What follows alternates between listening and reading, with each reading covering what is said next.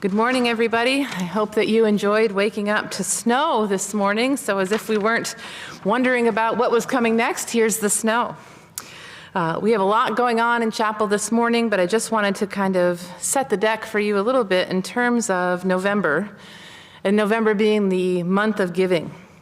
If you recall last week, we talked about running our canned food drive, making sure that we're taking care of those that are in our community. We'd like to start November with an attitude of gratitude. And so advisors, all of you advisors out there that have been sending me messages and asking me, how do we do this, right? You just want to make sure that you keep your cans in those locations, in your advisor locations.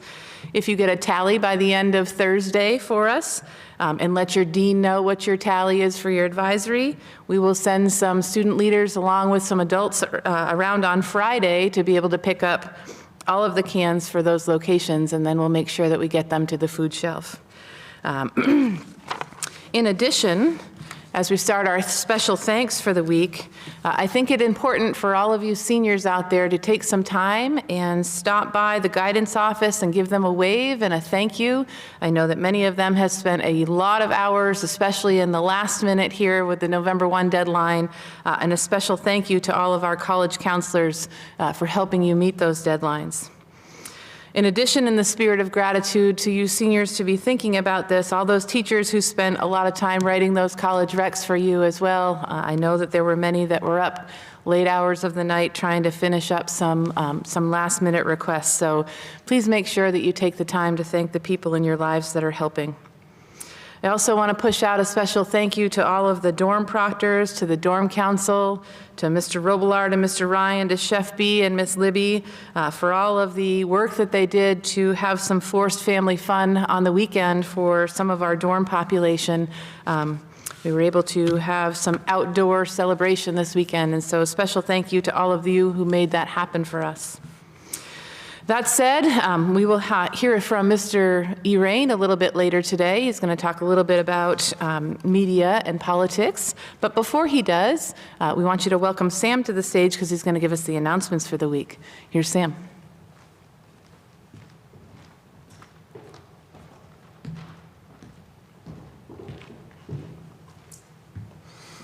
Good morning. Today is Monday, November 2nd, 2020, and it is a Green Cohort Day. November begins the month of giving. The student body wants to help our local food shelf by collecting items for those in need as it begins to get darker and colder.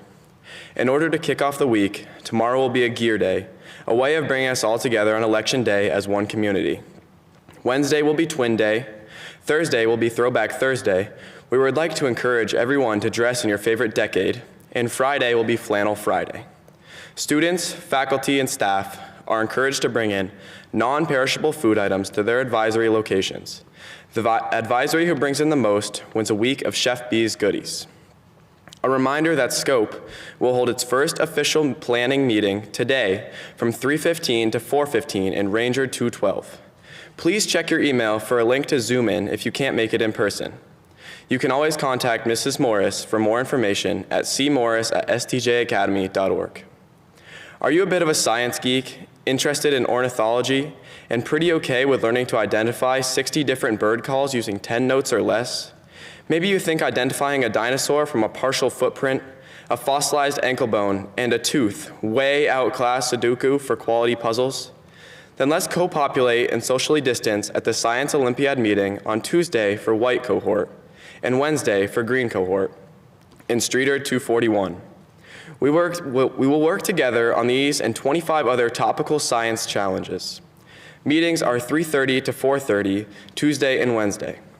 If you are interested, please email Mr. Eckel at edwin.eckel@stjlabs.com so we can plan our use of space. Happy birthday today to Simon and Nair, Caleb Ponte, and Mrs. Breen. A special happy birthday today to Nathan Lanzini from your dad. For late announcements, varsity volleyball lost to Mid-Vermont 3-1. Varsity football beat U32 66-22. Congratulations to the third place finish of the girls cross country team at the Division I state championships on Saturday. The girls reduced their previous year's score by 40 points, leaving them just 1 point away from second place. Mare Keeman placed 4th, Isabella Bostic was 9th, Peggy Fisher was 20th, Anya Fannin was 22nd, and Siri Jolliffe 26th, and Adele Bernier 34th. On Saturday, at the Vermont State Cross Country Champions, hosted by Thetford Academy, the boys were led by Evan Thornton Sherman in 2nd and Hale Boyden in 5th to a runner-up finish in Division I. Braden Antz, Nathan Lenzini, and Luke Chatterton provided the scoring. Boys varsity soccer advances to the D1 Vermont semifinals with a 3-2 win over South Burlington on Friday. Rob Wood, Gardner, and Denzel scored for the Hilltoppers. Denzel scored the game winner with 18 minutes to play. Savino Argudo was credited with the win in goal. The Hilltoppers will host Burlington on Tuesday at 2 p.m. Have a great day.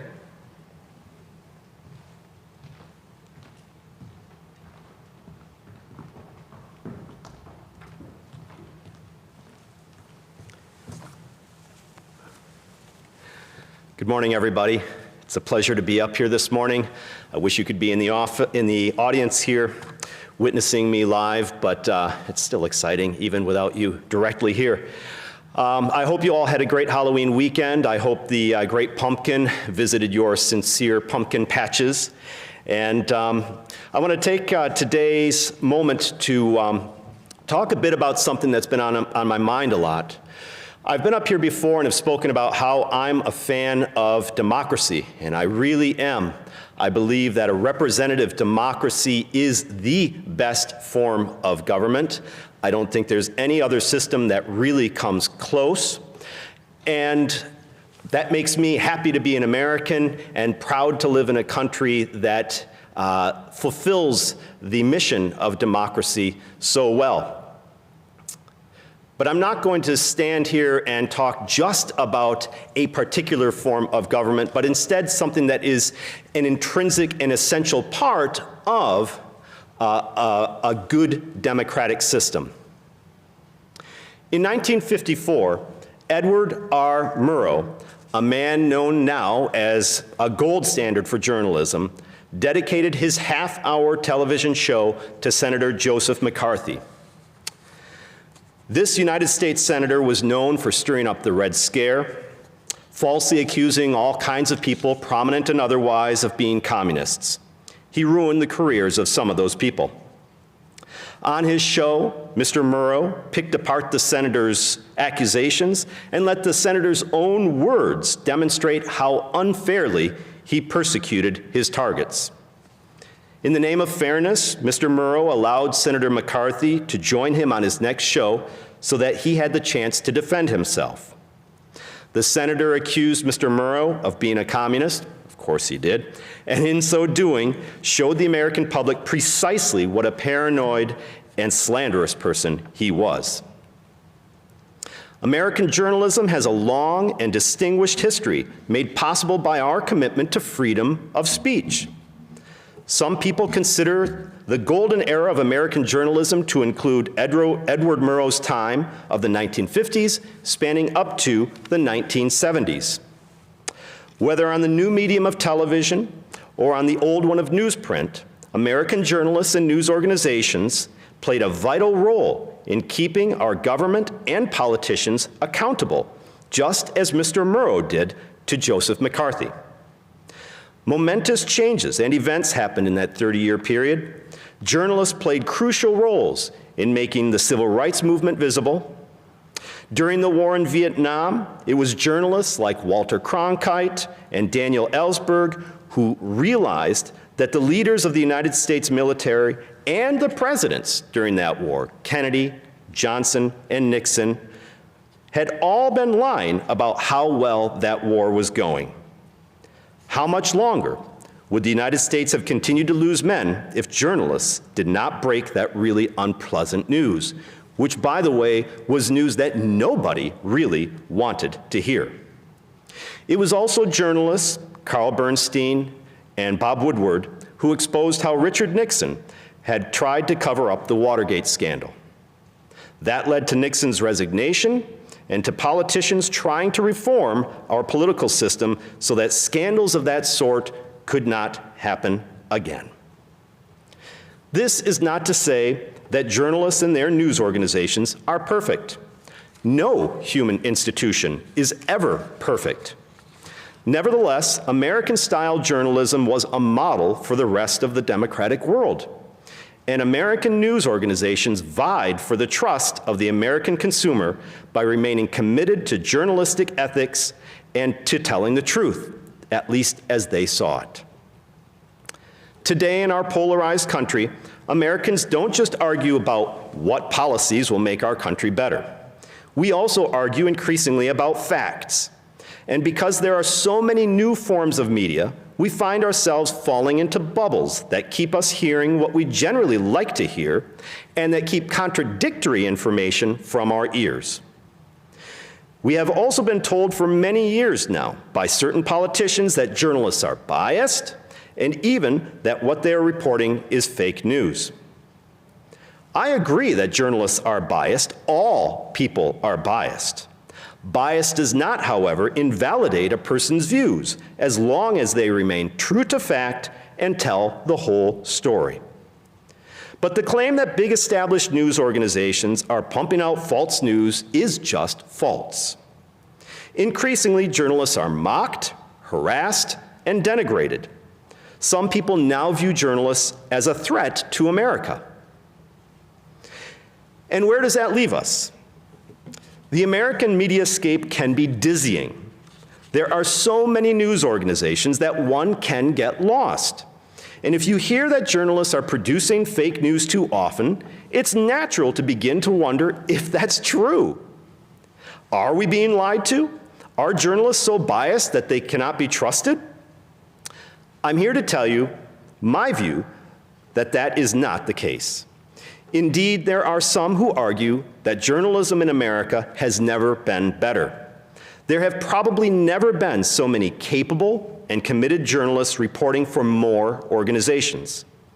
The internet has leveled the playing field so that more points of view can be presented and so that a few big news organizations cannot determine what the American people will hear and read. There are many reputable news organizations that set high standards for their journalists. The journalists at the best news organizations are all committed to facts and to telling the stories our world has to share. They are also committed to keeping our government transparent so that the American people can know when corruption is a problem and when the people are being lied to and how decisions are being made. What's more, there are good journalists and good news organizations that reflect our country's political spectrum. Yes, there can be good conservative journalism and good liberal journalism. To be sure, there are always news organizations that are more interested in making money than telling the truth. Such organizations tell their viewers what they want to hear rather than what the public really needs to know. And a few organizations on the left and right fringes are openly trying to get people to think the way that they want them to think. I urge you to explore the media landscape.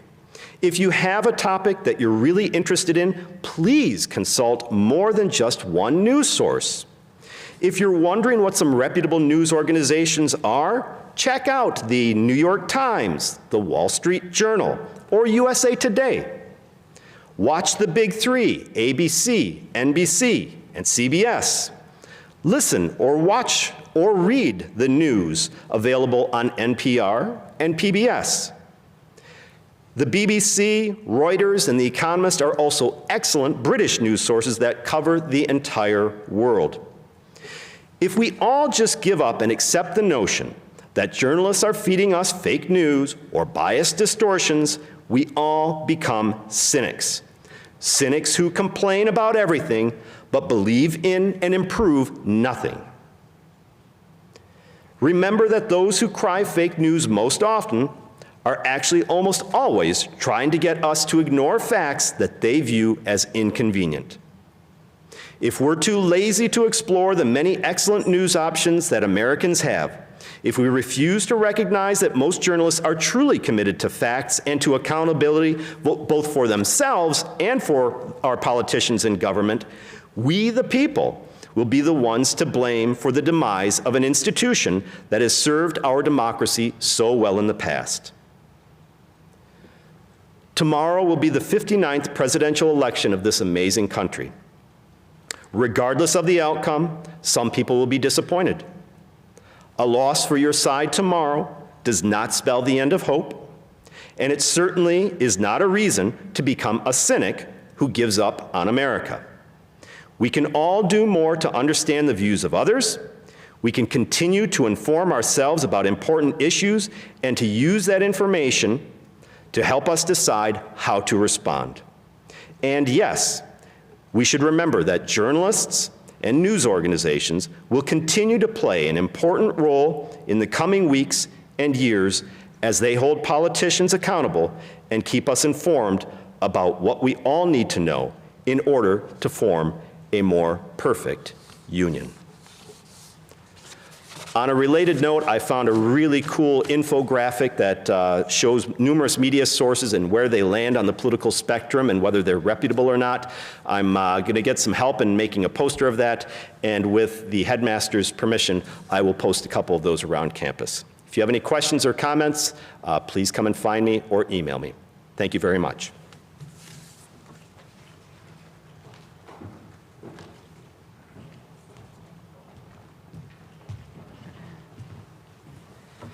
Thank you, Mr. Irain. It's an important message in setting the context for the historical development of the role of media in our political system. Important reminders for us this morning to stay true to the facts and understand the whole story.